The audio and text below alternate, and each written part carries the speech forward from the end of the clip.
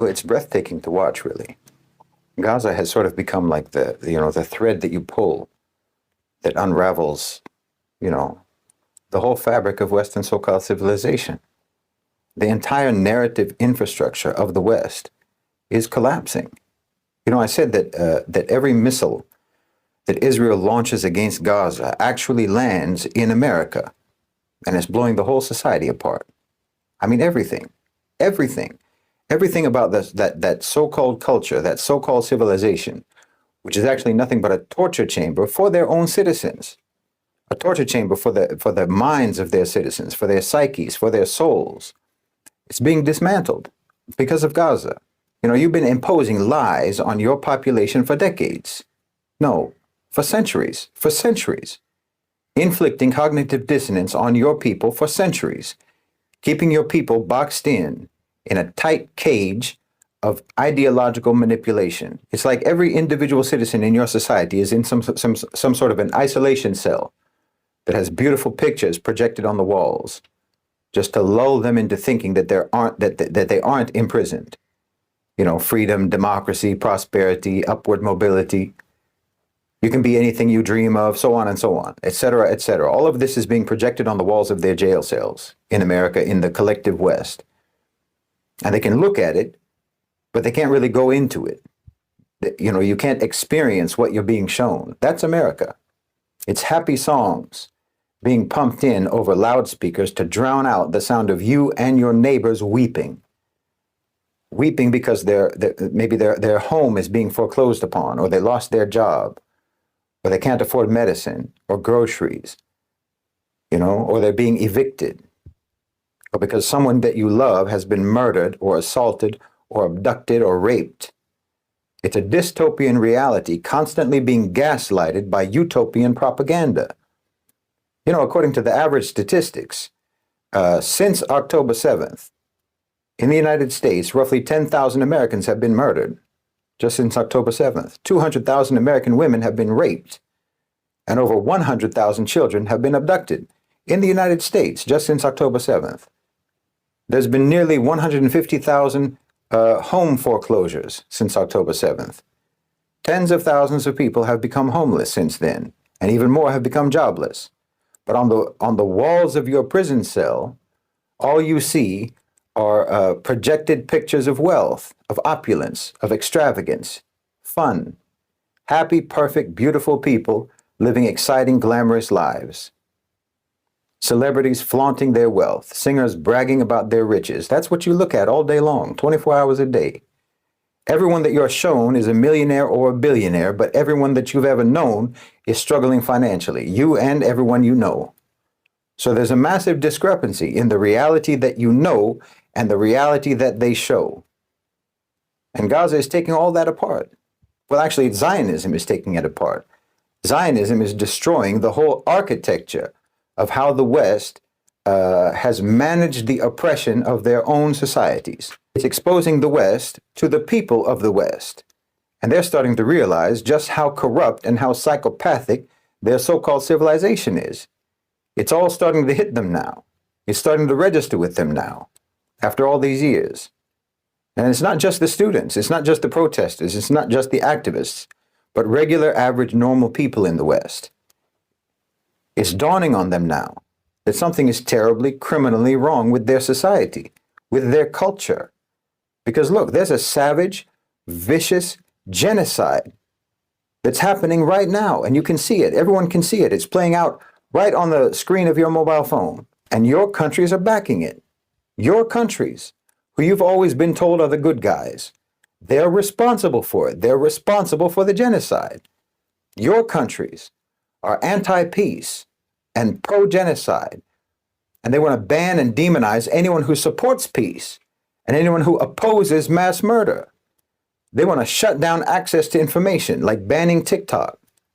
They want to arrest and prosecute people for not wanting to fund and enable the unspeakable bloodlust of the Zionists. You're starting to realize that your society is a monster, and that everyone in the world sees it as a monster, and there's a reason that they do, and that it is a monster even according to what you yourselves have been taught in the West, because you were always taught about how evil the Nazis were, how evil the Holocaust was. And now you see your own countries expressing their rock solid support, stand shoulder to shoulder, support for exactly the same type of ideology as the Nazis and the same types of crimes as the Nazis.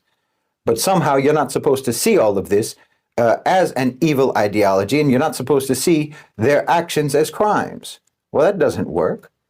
By your own definitions, America and the collective West are monstrous villains, according to your own definitions. And that's making the people of the West have an existential crisis. They're questioning now everything that they ever took for granted to be reality, everything that they ever took for granted to be true, all the unquestioned assumptions that had ever been programmed into them to believe, they don't believe anymore. You know, it started with boycotting Starbucks and McDonald's. And once they did that, it broke a pattern. It broke a habit. Not only a consumer habit, but a habit of thinking. You realized, I don't really need to spend $5 for a mediocre coffee. In fact, I don't really agree anymore that there's some kind of lifestyle status or class status that's displayed by walking around and taking selfies, pictures of myself carrying a Starbucks cup. And come to think of it, I'm actually kind of exhausted by the whole concept of displaying class status or a lifestyle status for other people to see and admire, a lifestyle that I don't have and can't afford, and no one that I know has and no one that I know can afford. Come to think of it, it's pretty messed up that we're all continuously pretending the whole time just so that we can somehow emulate the lives of the rich and famous when we're not rich and we're not famous. And you know what? Who are these rich and famous people anyway? All of this is happening to the States. Who are these rich people? Who are these celebrities anyway? What kind of people are they? Actually, come to think of it, we are the only reason that they are rich and famous to begin with. And they aren't even good people. They're not even people worth emulating. They're not even people worth admiring. They're either silent about the genocide or they're supportive of the genocide. So, you know, actually, let's block these people. And before you know it, support for Gaza is transforming into a class war. It's transforming into a whole movement against the worship of the elite, the fabricated elite, the parasitic elite.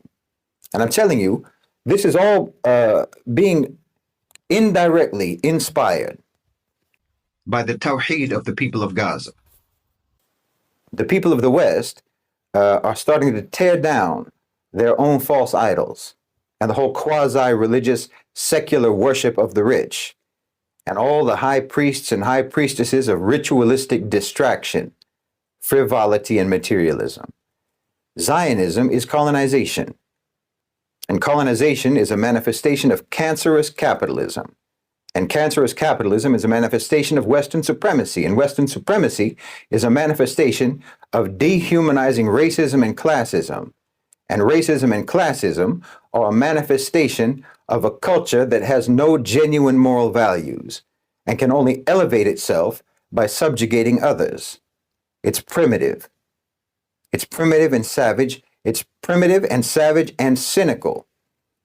And once you realize that your country, your so-called civilization, once you realize that it is primitive and savage and cynical, when you see that that they're like that with others, then you start to recognize that they're even like that with you. They're even like that with their own citizens.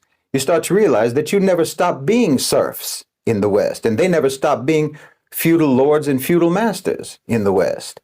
And the whole narrative that you grew up believing is just a tapestry of lies, it's a sack that they put over your head so that you could never see what's really going on. But like I said, that tapestry is unraveling today. And they're never going to be able to sew it back together again. Never. I think that the United States had a limited window of opportunity to break up with Israel. They had a limited time period when they could break up decisively with Israel before that toxic relationship infected their whole system. But that time has passed. It's too late. You should have moved decisively against Netanyahu months ago. If you didn't want your murderous hypocrisy to be exposed, you should have done something about Netanyahu before it was too late. You know, you're like one of those vampires from the vampire movies who has to get to safety before the sun comes up. but you didn't move fast enough. And now you're dissolving in the daylight in front of everybody. The explosions and the screams from Gaza were too loud to drown out with the soft jazz elevator music of American virtue. And everyone has heard their voices now. And that means that everyone knows that you've been trying to hide the truth from them all this time. You know, people in the West, people in America, and throughout the West, are collectively having their Oscar Schindler moment of clarity and guilt, realizing that while their societies were gorging them on entertainment, on music, late night talk shows, celebrity gossip, and pornography, atrocities were being committed. Carnage and brutal injustice was being inflicted on innocent people by their countries all around the world, and in their own countries, to be honest. And that they're realizing that the entirety of popular culture and mass media, all of that operated all this time as nothing but an anesthetic to dull their senses and numb their minds to the reality of their own so-called civilization's cruelty and violence. And now that they know, they're ripping out the tubes that pump that anesthetic into their bodies. They're blocking you now.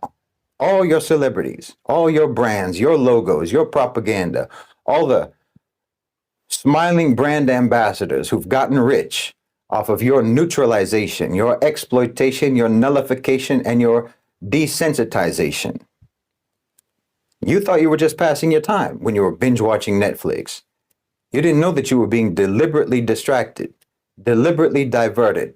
Your attention was deliberately being redirected so that you wouldn't realize that crimes were being committed. Every time you press next episode, next episode, you had virtual reality goggles stuck on your head so that you wouldn't witness the crimes. And you welcomed those goggles. You welcomed that virtual reality because the actual reality of your own life was so boring and tedious and miserable. They filled your days with drudgery so that you would race to escapism. They filled your life with ugliness so that you would use whatever free moment you had to just passively and vicariously stare at the vapid beauty of celebrities. Oh, they've been drugging you. They've been sedating you for years now, for decades. And all this time, they've been making you the unknowing accomplice to their inhuman oppression and brutality. But the cries from Gaza, the explosions and the cries from Gaza broke through the white noise soundtrack of triviality and propaganda. You know, that's why they're persecuting the student protesters so hard. Because they're not just opposing Zionism and genocide, but by opposing Zionism and genocide, they're setting off a chain reaction. That chain reaction is short-circuiting the whole system of social engineering and control that has allowed the parasitic elite to ravage the entire planet for years, for decades, without scrutiny or accountability. So they're punishing those protesters because the protesters are saying that they've gone too far, and they can't accept the idea that there's even such a thing as too far for them. They're not supposed to have limits. They're not supposed to be bound by any sort of moral limitations, much less limitations that are being set by the people. You know, people who they disdain so profoundly that they think they can be replaced by AI and robots. They don't think you matter at all. And it enrages them that you think you do matter. And they're even more enraged precisely because of the way that the protests are being done by the targets of the activism. Because the protesters are focusing on the private sector. They're focusing on businesses, on investments, on financial partnerships, on funding. They're not focusing on politicians. You're supposed to direct all of your outrage and all of your anger and all of your grievances and all of your opposition at the decoys, at the effigies, at the fake representatives of power, the expendable puppet politicians dangled in front of you by the real private sector ruling class. So it's unforgivable that those protesters have torn down the curtain around real existing power and exposed the fallacy of democracy.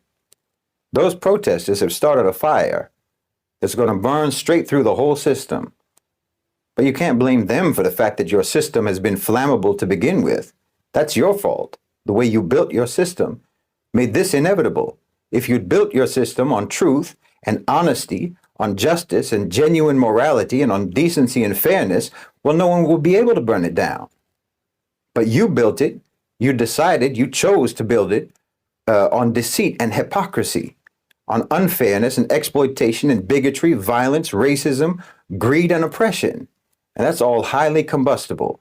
Those are highly combustible materials, In hindsight, maybe it wasn't such a good idea to put a torch in the hand of the Statue of Liberty.